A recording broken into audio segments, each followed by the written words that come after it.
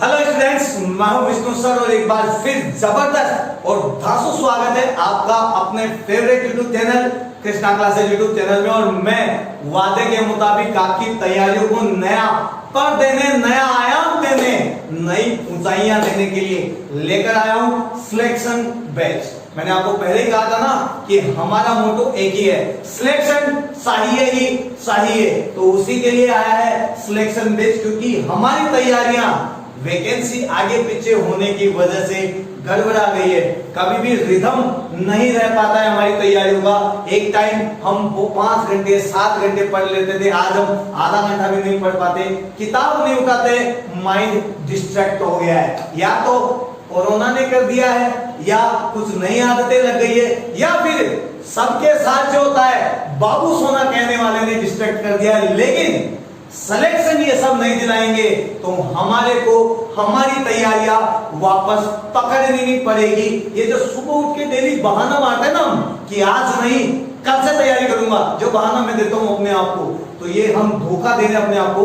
उस कल वाली चीज को आज ही पकड़ना है। और इसी के लिए मैं आपके लिए लेके आया सिलेक्शन में, जिसका एक ही मोटो है, सिलेक्शन चाहिए चाहे कुछ भी हो जाए। आगे मेरी बात समझ में आपको? पहला आज का टॉपिक रहेगा हमारा नंबर सिस्टम सिलेक्शन बेस की फर्स्ट क्लास रहेगी। पुलिस, पटवार, NTPC, group D, SSC, bank, मतलब जीरो लेवल से हाई लेवल तक हम पढ़ने वाले, जीरो से हीरो वाले लेवल तक मेहनत करने वाले। कुछ नहीं आता है इसे, सब कुछ आता है वाला लेवल पढ़ने वाले हैं। बट उसके लिए जरूरी है दिल के अंदर आग और जुनून होनी चाहिए। सिलेक्शन लेने के लिए आंखों के अंदर सपने और दिल के अंदर जुनून होना चाहिए, तभी सिलेक्शन होगा। नहीं तो हम बस पूरी दुनिया की तरह एक ही बात कहते चलेंगे, तैयारियां चल रही है, तैयारियां चल रही है, और चलते चलते तैयारियां कहीं और चली गई और हम कहीं और आ गए हैं। आगे मेरी बात समझ में? तो नंबर सिस्टम से स्टार्ट रहेगा हमारा फर्स्ट टॉपिक। कई स्टूडेंट्स को यह भी लगता है कि नंबर सिस्टम बड़ा आसान है, मुझे तो आता है, सिंपल से क्वेश्चंस आते हैं। लेकिन मेरे भाई, तुम्हें आता है, बहुत स्टूडेंट्स ऐसे जिन्हें बेसिक लेवल भी नहीं आता है, तो मेरे लिए तो आप सभी बराबर है। और यदि आपके मन में यह है कि नहीं मुझे तो सब कुछ आता है, तो आप बड़ी गलतफहमी में हैं मेरे भाई। क्योंकि यदि सब कुछ आ रहा होता तो अब तक आप सिलेक्शन दे चुके होते।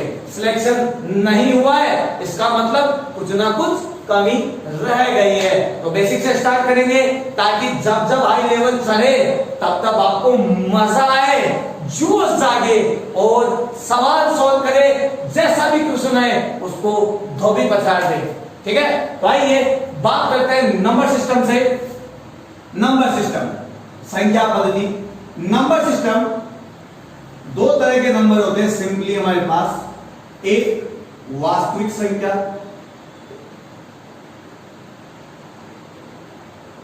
रियल नंबर जिसको हम बोलते हैं, ठीक है। एक अवास्तविक संख्या।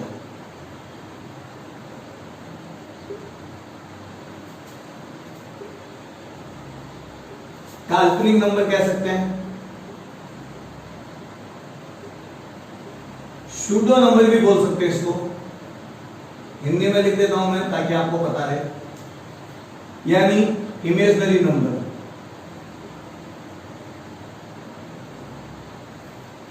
वास्तविक संख्या है +1, +2, +3, +4, -1, -2, -3, -4, ये सब वास्तविक संख्याएं होती है, रियल नंबर होते हैं। आगे मेरी बात समझ में?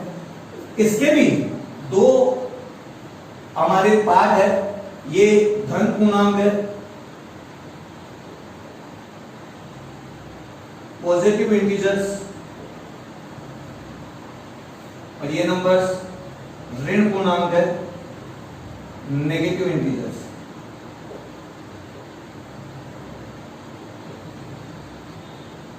बेसिक से मिलने वाला है, ताकि कैसा भी क्वेश्चन आए आप कर सको। ये जरूरी नहीं कि जब आप एसएससी का और बैंक का एग्जाम देने जाते हैं तो वहां पे सब कुछ हाई लेवल आता है। वो आपसे ज्यादा होशियार आदमी है, बड़े चंट आदमी है, वो आपको हाई लेवल के सपने दिखा के लो लेवल के क्वेश्चन देते हैं, और वही बेसिक के जवाब हम नहीं दे पाते। अभी मैं बताऊंगा कौन से बेसिक के पूछते हैं, मैं गारंटी के साथ कह सकता हूं आप में से 90% को वो बातें पता ही नहीं होगी जो एग्जाम में पूछी जा चुकी है। ठीक है, पता है तो मेरे को कमेंट बॉक्स में कमेंट करना।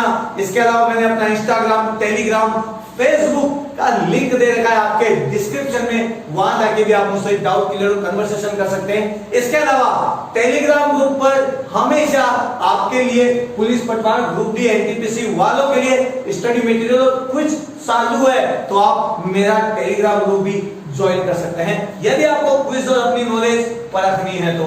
ठीक है, आइए बात करते हैं इमेजिनरी नंबर्स जो होते हैं, -1, -2, -3, ये सब होता है। मैथ वाले जानते भी है कि -1 को हम आयोटा में बदल देते हैं, लेकिन अभी इसकी कोई बात नहीं है, आगे चलते हैं। ठीक है, आयोटा की कहानी अभी आई नहीं है हमारे कभी। ठीक है, ये लो, ये इमेजिनरी नंबर्स होते हैं, ये रियल नंबर्स होते हैं, इनका रूट पॉसिबल नहीं है, ध्यान रखना। ठीक है, बट इनको हम सॉल्व कर सकते हैं और हमें इधर ही ज्यादा आगे बढ़ना है, यहां हमें आगे नहीं बढ़ना है। हमारी कहानी यहां से चलेगी। ये हमारी कहानी के, हमारी फिल्म के किरदार है, ये हमारी फिल्म में विलन की तरह आएंगे, ये कैमियो रोल करेंगे, आए और गए। लेकिन उन 50 क्वेश्चंस में उस कैमियो रोल के लिए हम हमारी 3 घंटे की पिक्चर कभी खराब नहीं करेंगे, तो पूरा इंटरेस्ट इधर रहेगा हमारा। आगे मेरी बात समझ में, तो मैं इसको थोड़ा सा आगे बढ़ाता हूं प्रोग्राम को। वास्तविक और अवास्तविक नंबर आपको बता रखे ना। चलो, इसके बाद बात करते हैं इन नंबर्स की। तो देखो, वास्तविक संख्याओं में हम आगे बात करते हैं। एक होती है पूर्ण संख्याएं, जिन्हें हम बोलते हैं होल नंबर, और एक होती है प्राकृत संख्याएं, जिन्हें हम बोलते हैं नेचुरल नंबर। ये राइटिंग में मत जाना, क्वालिटी और कंटेंट पर जाना, जो आपको कभी भी कॉम्प्रोमाइज नहीं करने पड़ेंगे, सबसे बेस्ट मिलेंगे, लेकिन उस बेस्ट के साथ जरूरी है आपको भी मेहनत करना। ठीक है, आइए बात करते हैं होल नंबर की। 1 से अनंत तक रहेगा ये। ठीक है, सॉरी, 0 से इनफाइनाइट तक पूर्ण संख्या होती है हमेशा, और प्राकृत संख्याओं में पूर्णांक आता है और उदासीन पूर्णांक 0 होता है। धन और ऋण पूर्णांक की बात कर सकते हैं हम। इसके अंदर पूर्णांक आते हैं, तो पूर्णांक आते हैं यानी 1 से, तो 1 से अनंत तक आएगा। तो इसका मतलब इसके अंदर नंबर्स आते हैं 1, 2, 3, 4 से लेके अनंत तक। तो इसमें नंबर आते हैं 0, 1, 2, 3, 4 से लेके अनंत तक। ठीक है, समझ रहे मेरी बात? बड़ा ही आसान सा है। अब ये मत सोचना इतना आसान क्यों बता रहे हैं, ये आसान ही तो हमें मारेंगे वहां पर, क्योंकि एग्जाम में हम तैयारी हाई लेवल सोच के जाते हैं, तो कभी कभी कुछ क्वेश्चन ऐसे इजी से आते हैं कि हमें समझ ही नहीं आता कि ये क्या हो रहा है, और हम वहां पे कंफ्यूज होते हैं। तो बाकी पेपर तो खराब होता ही होता है, लेकिन ये जो छोटे छोटे 1 मार्क के क्वेश्चन ना, ये भी हम छोड़ के आ जाते हैं, तो छोड़ना नहीं है। बेसिक से क्या सवाल आते हैं उनके बारे में भी जानना जरूरी है। तो देखो, ये सभी प्राकृत संख्या है, नेचुरल नंबर है, तो ये भी तो नेचुरल नंबर है ना, 1, 2, 3, 4, 5 अनंत। तो इसका मतलब ये कौन सा नंबर है? प्राकृत संख्या है। तो मैं यहां कह सकता हूं कि प्राकृत संख्याओं में 0 जोड़ दिया जाए तो पूर्ण संख्या बन जाती है। तो मैं लिख देता हूं 0 प्लस प्राकृत संख्याएं मिलके बनेगी पूर्ण संख्या। इसका मतलब मैं कह सकता हूं कि सभी पूर्ण संख्याओं में प्राकृत संख्याएं आती है। पूर्ण संख्याओं के ग्रुप में प्राकृत संख्याओं का ग्रुप भी बैठा हुआ है। इसका मतलब सभी पूर्ण संख्याएं प्राकृत संख्याएं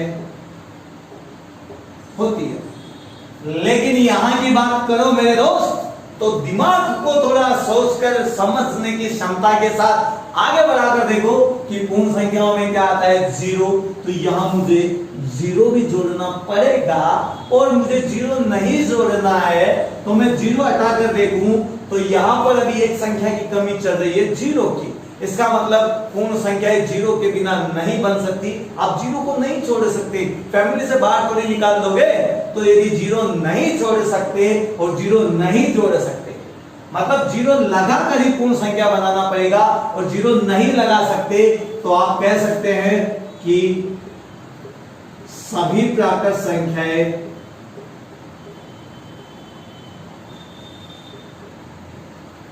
पूर्ण संख्याएं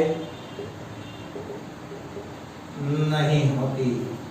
ठीक है, अपना दिमाग इधर लगा लो मेरे भाई, वरना पछताना पड़ेगा, क्योंकि यही सब क्वेश्चंस, ये थ्योरिकल क्वेश्चंस से हमें वहां फंसाते हैं। आप तैयारी करके जाते हैं वहां पर वैल्यूएबल क्वेश्चंस की, जिनकी वैल्यूज आती है, आप फॉर्मूला लगाते हैं और सॉल्व कर लेते हैं। बट जब फॉर्मूले का क्वेश्चन नहीं है और इस टाइप का क्वेश्चन आ जाए जिसके 4 ऑप्शन ऐसे हो जो आपके समझ से परे हो, लगे कि आपको आता है लेकिन श्योरिटी किसी की ना हो, तो उस टाइप के क्वेश्चंस को आप स्किप कर देते हैं। और आपको पता है चैलेंज उन्हीं क्वेश्चंस का होता है, क्योंकि फॉर्मूला से अप्लाई करने वाले तो वहां बहुत कैंडिडेट होते हैं, लेकिन इस टाइप के क्वेश्चंस करके जो मार्किंग लाते हैं, अपना सिलेक्शन पक्का करते हैं, वो कुछ ही लोग होते हैं। और उन कुछ लोगों में यदि आपका नंबर आना है तो आपका कॉन्सेप्ट पहले क्लियर करना है। लेकिन आपका कॉन्सेप्ट इधर उधर नहीं क्लियर हो पाता, क्योंकि आपका ध्यान तो इधर उधर होता है। आपको तो फॉर्मूला, ट्रिक्स हमारे बीच में एक हवा बन गई है कि ट्रिक्स चाहिए हमें, तो ट्रिक्स से मैथ्स पढ़ी जाती है। तो भाई ट्रिक्स से यदि मैथ्स बनती ना तो सारे के सारे यहाँ पे गणितज्ञ होते, सारे के सारे आइंस्टीन न्यूटन जैसा दिमाग लेके घूम रहे होते। कॉन्सेप्ट क्लियर होना चाहिए, ट्रिक्स खुद ब खुद बन जाती है, वो भी अपनी बताई हुई ट्रिक्स किसी और की ट्रिक्स से बड़ी ही आसान हो लगती है। लेकिन पहले कॉन्सेप्ट तो क्लियर करो, ये तो पता करो कि इसके पीछे का राज क्या है। राज की बातें जान ली तो सब जान लिया, बट आपका ध्यान तो इधर उधर है, तो तेरा ध्यान किधर है? मैंने फिर कहा तेरा ध्यान किधर है, क्योंकि सिलेक्शन इधर है, तो तेरा ध्यान मत भटका।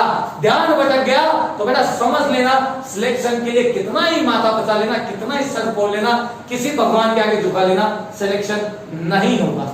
लेकिन यदि कॉन्सेप्ट क्लियर है तो भगवान भी तेरे साथ है। तो तेरा ध्यान मत भटका, तेरे बाबू सोना का लफड़ा खत्म कर, तेरे बाबू सोना का मैटर खत्म कर, तेरा दिल इससे लगा, क्योंकि यदि इससे दिल लग गया, इसके साथ लिविंग रिलेशनशिप में तुम आ गए, इसके साथ तुम्हारी फीलिंग अटैच हो गई, तो समझ लेना ये तुम्हारे साथ रहेगा, कभी धोखा नहीं मिलेगा। और कभी धोखा नहीं मिला तो सक्सेस के सक्सेस चढ़ते जाओगे, हर बार सक्सेस होते जाओगे। समझ गए ना मेरी बात? तो ये है तुम्हारी प्यार मोहब्बत की चीजें, इस पर दिमाग लगाओ यार। कहां और भटक क्यों रहे हो? वो प्यार 4 दिन का होगा, सेलेक्ट हुए, सिलेक्शन हुआ, सक्सेस हुए तो वो प्यार साथ है, नहीं सक्सेस हुए तो तुम्हारे रिश्तेदार, तुम्हारे बाबू सोना, ये सब तुम्हें छोड़कर जाते बनेंगे, लेकिन ये जिंदगी भर तुम्हारे साथ रहेगा। समझ गए? परिस्थिति चाहे तुम्हारे साथ हो चाहे तुम्हारे विपरीत हो, ये तुम्हारा कभी साथ नहीं छोड़ने वाला है। ठीक है, आइए इस पर और बात करते हैं आगे। देखो एक यहां से कॉन्सेप्ट और निकलता है कि 1 नंबर पे या 1 आता है तो 2 नंबर पे 2 आता है, तो 3 नंबर पे 3 आता है, तो 4 नंबर पे 4 आता है, तो 5 पे 5 आएगा, 6 पे 6 आएगा, तो 7 पे 7 आएगा। तो वो कितना दिमाग वाली बात बता रहा हूं मैं, है ना? 7 पे 7, 8 पे 8, 9 पे 9, 10 पे 10, मतलब कितनी खतरनाक खोज कर लिया हमने। लेकिन यहां से जो खोजने की चीज थी वहां ध्यान जाना जरूरी है, वो ये है कि 10 पे 10 आता है तो 11 पे 11, तो 12 पे 12 आएगा, तो n नंबर पे कितना आएगा? तो nवीं संख्या 1 पर 1 तो 2 पे 2, 3 पर 3 तो 4 पर 4, तो 5 पर 5 तो 6 पर 6, 10 पे 10 तो 100 पर 100, तो n पर आएगी nवीं संख्या। nवीं संख्या कौन सी होगी? n होगी। लेकिन यहां देखो, यहां कुछ और चल रहा है। क्या? यहां पर 1 पर 0 है तो 2 पर 1 है, 3 पर 2 है तो 4 पर 3 ही है, तो 5 पर 4 है, मतलब 1 पर 0 है तो 2 नंबर पे 1 है, 3 नंबर पे 2 है, मतलब 1 कदम पीछे हैं हम, तो 1 कदम पीछे है। तो यहां पर nवीं संख्या जो होने वाली है आपकी, वो होने वाली है n-1, है ना? इंपॉर्टेंट फैक्ट, ये हमारी खोज है, ये हमारा कॉन्सेप्ट है। लेकिन ये तभी आएगा आपको जब आपके सारे छोटे से छोटे कॉन्सेप्ट क्लियर होंगे। आगे मेरी बात समझ में? ठीक है। इसके अलावा आपको क्विज मिलने वाली है, समझ गए ना? मैंने आपको पहले बता दिया होगा, नहीं बताया तो मैं फिर बता देता हूं। इंस्टाग्राम, टेलीग्राम, व्हाट्सएप ग्रुप का लिंक दे रखा है आपके डिस्क्रिप्शन में, तो नीचे जाइए, क्लिक करिए, जुड़ जाइए, क्योंकि वहां पे आपको स्टडी मटेरियल और भी बहुत कुछ मिलने वाला है। अब वो तो आप जाकर चेक करो, उसके बाद मुझे कमेंट करके बताओ कि आपको लगा कैसे। इसके अलावा हम टारगेट लेके चल रहे हैं 100 व्यूज का, ठीक है? कि 100 व्यूज तो होने ही चाहिए। जब से सिलेक्शन बेस के बारे में मैंने बताया, लोगों को पसंद आ रहा है, अच्छा रिस्पॉन्स आ रहा है, बहुत लोग जुड़ रहे हैं, लेकिन जब तक उन्हें क्लास नहीं मिलेगी, सेटिस्फाई नहीं होंगे, तब तक उन्हें विश्वास नहीं होगा।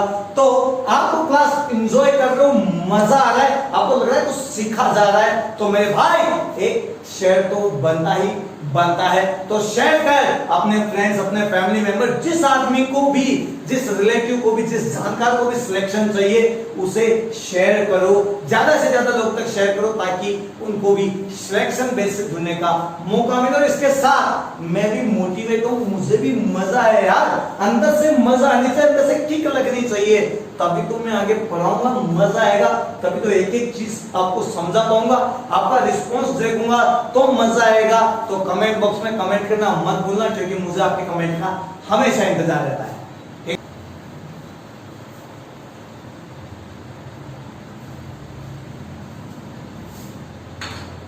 चलो देखिए, बात करते हैं अब आगे भाज्य संख्या। आगे मेरी बात समझे, भाज्य संख्या जिनका फैक्टर हो सके, मैं लिख देता हूं,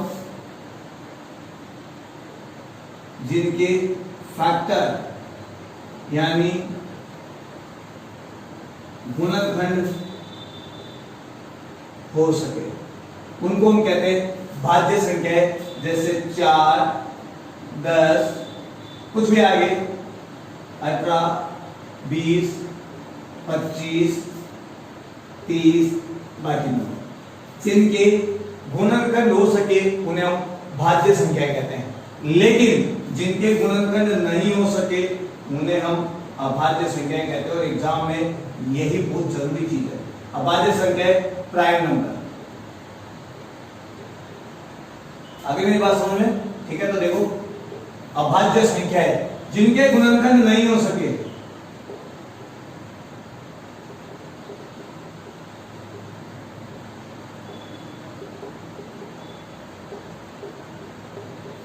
जिनके फैक्टर नहीं किए जा सके, या जिनमें खुद के अलावा किसी और संख्या का भाग नहीं जाता हो, जिनमें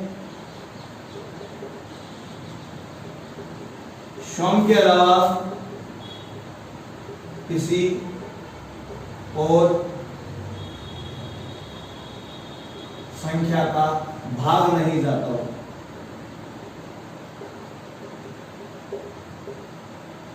वो अभाज्य संख्या है, प्राइम नंबर कहलाती है।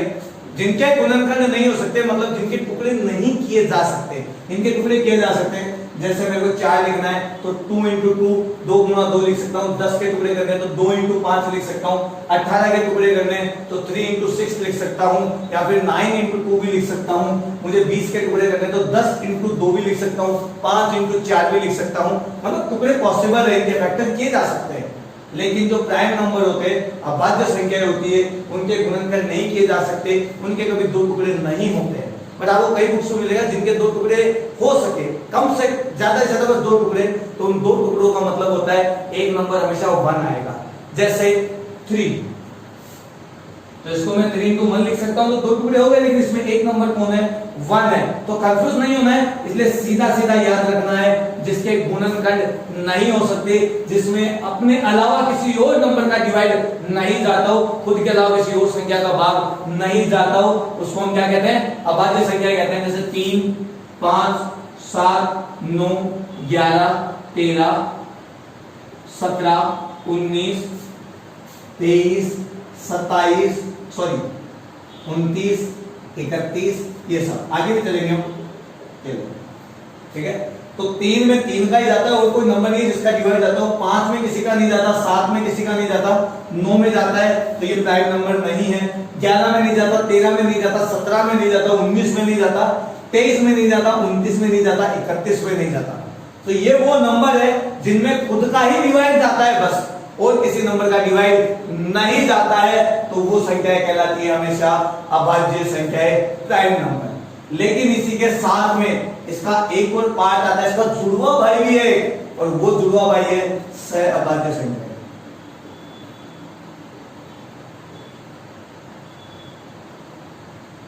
सहअभाज्य संख्या को प्राइम नंबर, और को प्राइम नंबर का मतलब होता है ऐसे दो अभाज्य संख्याएं जिनका एचसीएफ हमेशा एक होता हो। तो इसका पहला सबसे गोल्डन रूल है इनका एचसीएफ, सबको पता होगा एचसीएफ और एचसीएफ। तो एचसीएफ हमेशा कितना आता है? 1 आता है।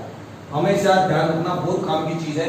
यहां से एसएससी में बैंक में क्वेश्चन आ चुका है कि सहभाज्य संख्याओं का एचसीएफ कितना होता है, तो सहभाज्य संख्याओं का एचसीएफ 1 होता है। और इससे रिलेटेड इस कॉन्सेप्ट बेस्ड क्वेश्चंस भी एग्जाम में आते हैं। उन क्वेश्चंस को जब आप सॉल्व करोगे तो भी आपको पता होना चाहिए कि एचसीएफ कितना होता है? 1 होता है। कैसे? देखिए, 2 और 3 को प्राइम नंबर है, ठीक है, अभाज्य संख्या है, 2 भी अभाज्य संख्या है, ध्यान रखना, ठीक है। तो 2 और 3, यहां पर 2 और 3 अभाज्य संख्या की, 3 का एचसीएफ कितना होता है? 1 होता है, ठीक है। मैं यहां पे बात कर सकता हूं, 3 और 5 का जोड़ा बना सकता हूं। 3 और 5 का एचसीएफ भी जो होता है एचसीएफ 1 होता है। 5 और 7 की बात कर सकते हैं, 5 और 11 की बात कर सकते हैं, 11 और 13 की बात कर सकते हैं। इनका सबका एचसीएफ कितना होता है? 1 होता है। तो इसका मतलब ये सहअभाज्य संख्या है। अब इसकी जरूरत कहां पड़ती है? इसकी जरूरत पड़ती है तब कुछ क्वेश्चन ऐसे बनते हैं, जैसे एग्जाम से बात करूं मैं, कोई नंबर आपको दिया हुआ है, ठीक है, और उसको पूछा जाए कि उसमें 2 का डिवाइड जाता है, 6 का डिवाइड जाता है, तो क्या 3 का भी जाएगा क्या? इस तरीके से है ना, एक संख्या का भाग जाता है, दूसरी का भी जाता है, तो क्या तीसरी का कोई संख्या है उसका भी भाग जाएगा? तो मैं यहां देखो इसके बारे में कह देता हूं कि यदि ए व बी, ए और बी सहअभाज्य संख्या है,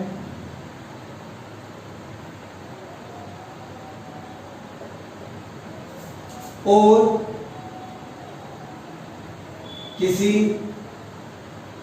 संख्या में ए व बी का भाग जाता है, भाग जाता है, तो उसमें ए इंटू बी का भी भाग जाएगा, भाग जाएगा।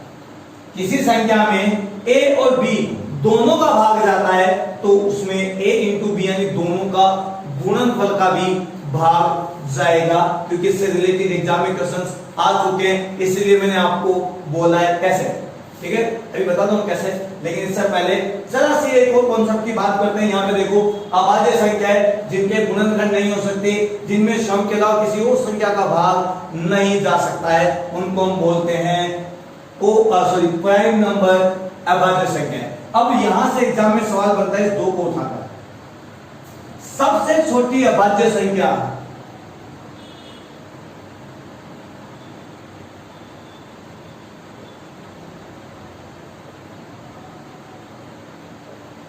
दो होती है।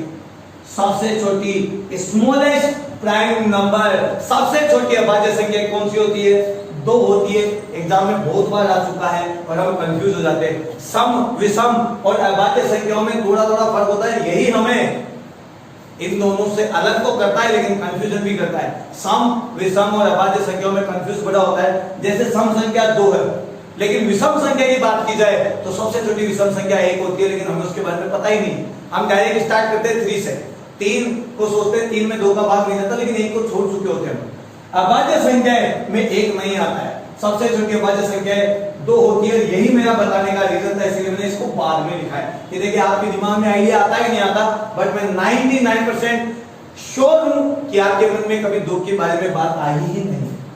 यदि आपको पता होता तो याद भी होता कि 2 एक प्राइम नंबर है, ठीक है। ये तो को प्राइम नंबर बताने के लिए जरूरी था, तब मैंने आपको बता दिया है। लेकिन यही कॉन्सेप्ट जो आपके छूट चुके हैं वही आपको सिलेक्शन होने से पीछे खींच लेते हैं। तो सिलेक्शन चाहिए तो मेहनत, जुनून और दिल में आग भी चाहिए। आगे मेरी बात समझ में? तो याद रहेगा, सब कुछ नोट्स में लिख लीजिएगा टॉपिक बनाते बनाते, ताकि आपके क्लियर हो सके। आइए बात करते हैं इस क्वेश्चन पर। क्या कर रहा हूं मैं?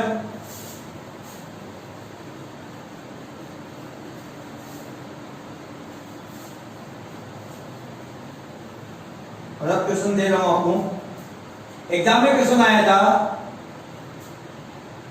कि 11 व 13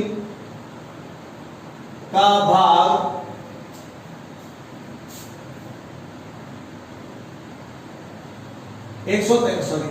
सवाल थोड़ा सा दिमाग से स्लिप हो गया। 143 में पूरा पूरा जाता है, मतलब 11 और 13 से 143 डिविजिबल है। छोटा क्वेश्चन लिया है मैंने ताकि आपको बेसिक से समझ में आ सके, ठीक है। इसके ऑप्शन है 11 प्लस 13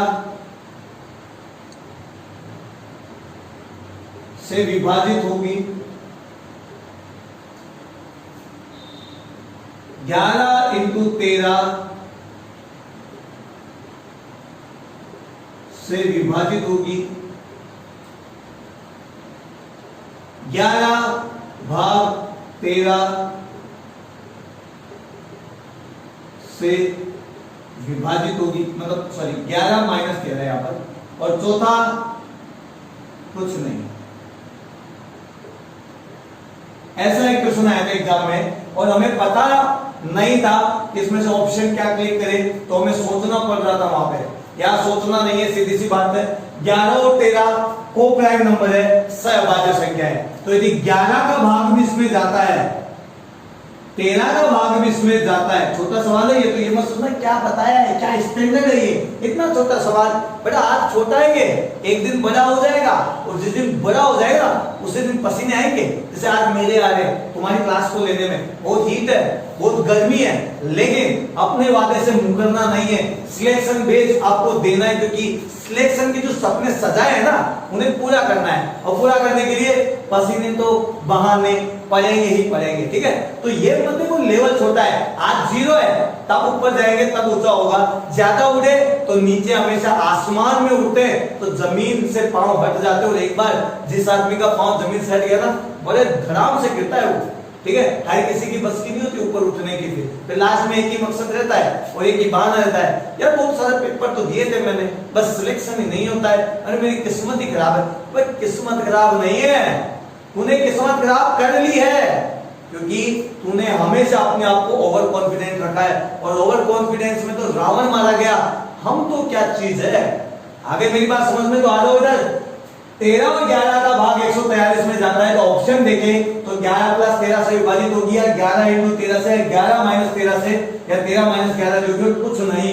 तो इस ऑप्शन के हिसाब से चले तो हमारा ऑप्शन 2 करेक्ट है, कि जब 143 में 11 का भाग भी जाता है, 143 में 13 का भाग भी जाएगा, तो 143 में 11 इंटू 13 का भाग भी जाएगा।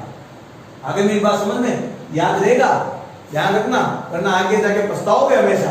जब बड़ा क्वेश्चन आएगा ना, तब आपको समझ में आएगा कि क्या होगा या क्या नहीं। कुछ और क्वेश्चंस भी मैं बता देता हूं आपको, जो अभाज्य संख्या से, प्राइम नंबर या को प्राइम नंबर से रिलेटेड होते हैं, और ऐसे क्वेश्चन जरूर आते हैं हमारे। जैसे क्वेश्चन है, क्या 437 एक अभाज्य संख्या है? अब आप घूमते फिरोगे कि सच में 437 एक अभाज्य संख्या है या नहीं है। अब याद रखना भी तो बड़ी जरूरी चीज है। अब आप हमेशा थोड़ी लिखोगे ऐसे 2 3 5 7 ऐसे करते करते, तो कैसे पता लगेगा?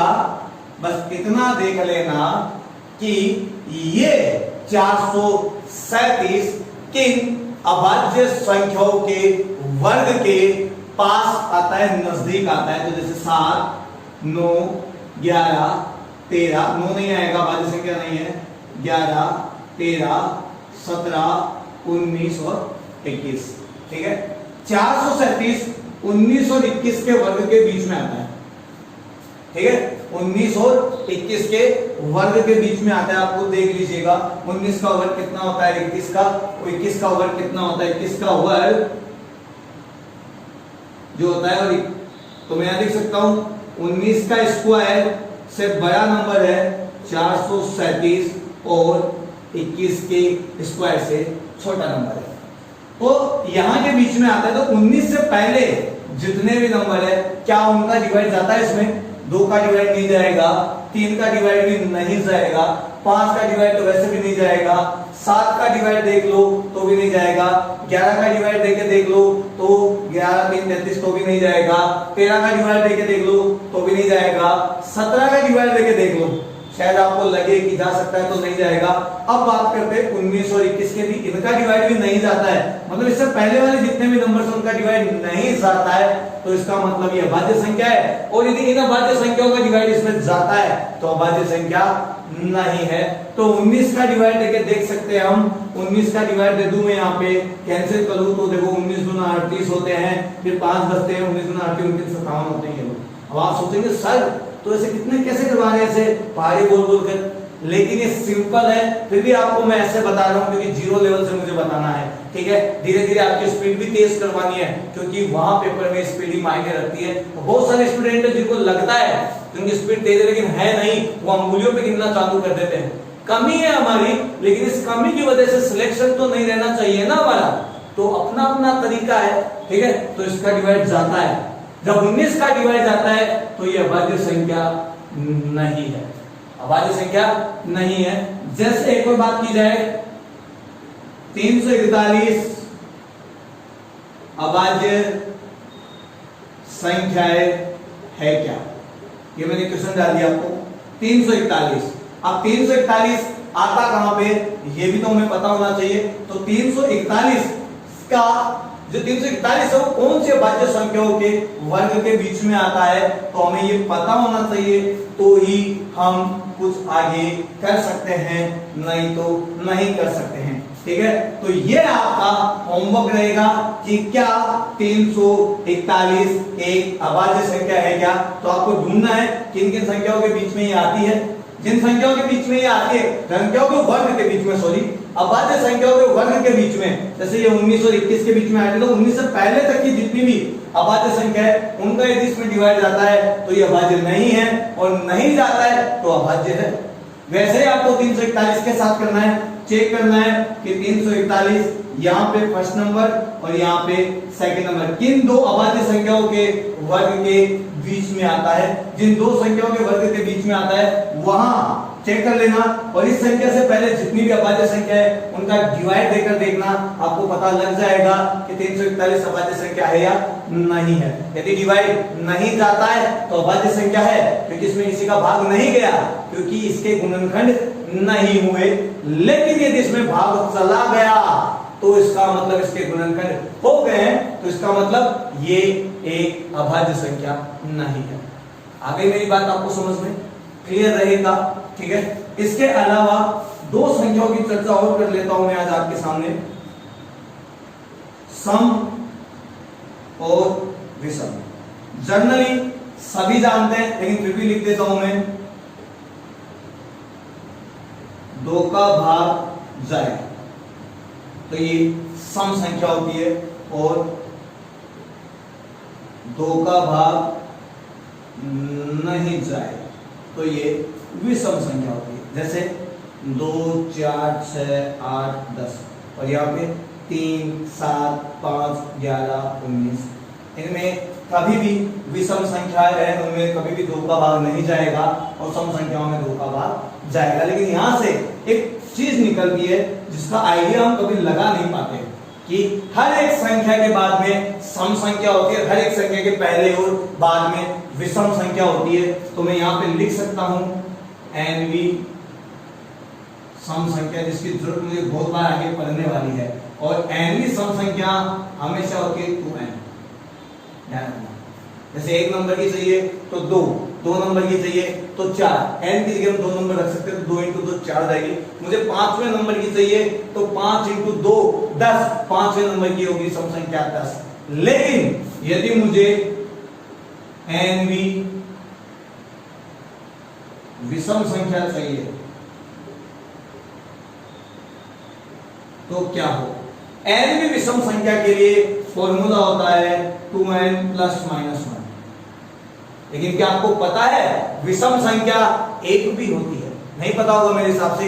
एक भी विषम संख्याओं में आता है, तो एक भी विषम संख्याओं में आता है तो नॉर्मली हम लेके चलते हैं 2n - 1। तो n भी विषम संख्या होती है हमेशा 2n - 1। जैसे आपको पहले नंबर की विषम संख्या चाहिए तो 2 × 2 - 1 ये हो गया, सॉरी है ना, 4 नंबर -1 तो यहां पर आ गया 3। ये मैंने सेकंड नंबर की निकाल दिया ना। मुझे एक नंबर की चाहिए तो 1 - 1 2 - 1 यहां पर आ गया है 1। तो ये भी विषम संख्या हो गई है। आगे मेरी बात समझ में याद रहेगा ना आपको ये बात? तो ध्यान रखना n भी सम संख्या और n भी विषम संख्या की भी हमें जरूरत पड़ती है, इसीलिए मैंने सम और विषम बता दिया। वैसे तो ये बहुत ज्यादा छोटा बेसिक हो गया, सबको पता है सम और विषम क्या होता है। लेकिन जब हम आगे बढ़ेंगे ना, जब हम थोड़ा हाई लेवल पढ़ेंगे, ट्रिग्नोमेट्री तक जाएंगे, जियोमेट्री तक जाएंगे या फिर अलजेब्रा में जाएंगे, तो खासकर जहां XY के सवाल आते हैं जो हमारे दिमाग में खिचड़ी पकाते हैं, जहां हमारा दिमाग बड़ा कंफ्यूजन हो जाता है और दिमाग खराब हो जाता है, जहां हमें गणित बुरी लगने लग जाती है, जहां मैथ से घृणा होने लग जाती है, दुश्मनी सी नजर आती है, वहां पे उस जगह पे जहां हम मैथ को छोड़ भी नहीं सकते, ये वो गले की हड्डी है, इसको ना निगल सकते हैं ना उगल सकते हैं, क्योंकि आपके एनटीपीसी ग्रुप डी में इस टाइप के सवाल बहुत सारे मिलने वाले हैं आपको। तो वहां पर इस टाइप के कॉन्सेप्ट की जरूरत पड़ेगी, इसलिए मैंने आज ही आपके क्लियर कर दिया कि n भी संख्या 2n और n भी विषम संख्या 2n ± 1। तो 2n - 1 एक n भी विषम संख्या और इसकी जरूरत हमें पड़ने वाली है। ठीक है, तो देखो आज की क्लास में हमने क्या क्या बात की। होल नंबर, नेचुरल नंबर, प्राकृत संख्या है, पूर्ण संख्या है, अभाज्य संख्या है, सहअभाज्य संख्या है, अभाज्य संख्या और सहअभाज्य संख्याओं से रिलेटेड इंपॉर्टेंट कॉन्सेप्ट। इसके अलावा बात की सम और विषम, ये जो क्वेश्चन एग्जाम में आते हैं उन पर डिस्कस किया, ये हमारा बेसिक है। ठीक है, नेक्स्ट में क्लास में हम डिस्कस करने वाले हैं भाजकता के नियम, रूल्स ऑफ डिविजिबिलिटी जो हमें नहीं आते, बहुत सारे स्टूडेंट्स को नहीं आते, 2 3 5 खींच कर, इससे ज्यादा नहीं आते। तो कल की क्लास में बड़ी आसान बनाने वाला हूं, रूल्स ऑफ डिविजिबिलिटी को इतना आसान बनाने वाले हैं कि रूल ऑफ डिविजिबिलिटी हमें आ जाए और उसके बाद हम छोटे से छोटे नंबर या बड़े से बड़े नंबर में डिवाइड आसानी से दे सके। क्योंकि जब मैं आपको लो लेवल क्वेश्चन पूछता हूं 10 20 50 100 200 500 1000, तब तक तो हम बता देते हैं कि किस संख्या का डिवाइड जाता है, लेकिन जब नंबर्स बड़ा हो 8-10 डिजिट का हो तब डिवाइड देते देते हमारा टाइम चला जाता है। तो वहां पर हमें आइडिया आना जरूरी है कि क्या डिवाइड जाएगा या नहीं जाएगा, तो उसके लिए हमें रूल्स ऑफ डिविजिबिलिटी आना चाहिए। आगे मेरी बात समझ?